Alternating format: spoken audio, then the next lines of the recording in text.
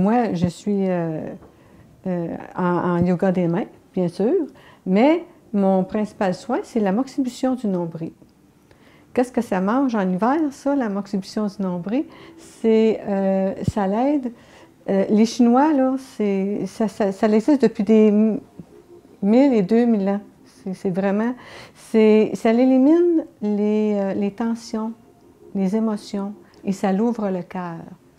Et puis, tout le monde peut pratiquer l'amoxibustion du nombril, puis on peut le faire chez les enfants. C'est un signe de longévité. Ça l'équilibre le yin et le yang en même temps. Puis l'amoxibustion que moi je pratique, c'est vraiment pour éliminer les mémoires transmises par notre mère à notre naissance. Notre mère, nous on est avec un bagage, mais notre mère, on n'est pas obligé d'avoir ramassé le bagage de notre mère.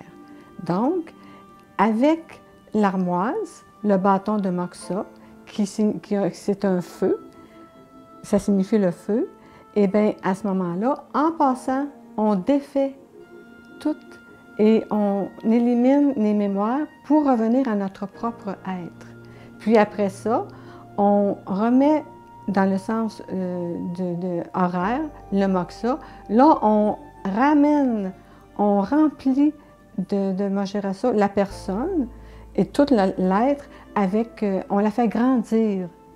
Et puis, à ce moment-là, bien, la personne, elle devient comme légère, puis en étant revenue à son propre être, ça fait qu'elle peut pouvoir poursuivre dans sa vie avec une sérénité.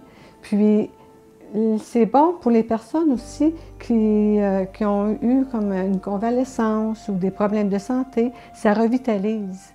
Puis souvent, on dit souvent aux Chinois, si on fait l'amoxibustion une fois par mois, bien, c'est un signe de longévité. Du sel de l'Himalaya que je mets. Parce que dans le fond, le moxa, lui, représente le feu, il représente l'énergie.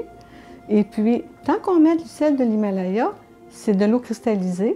Donc, tant qu'on nettoie notre appartement, ou peu importe, on prend de l'eau, bien là, le sel a vraiment une influence aussi, tant qu'on le fait. Puis en plus, ça protège la peau aussi. Alors, tout ça pour revenir à notre propre être. Et puis, afin qu'on puisse s'approprier vraiment de notre santé, de notre longévité, de notre énergie.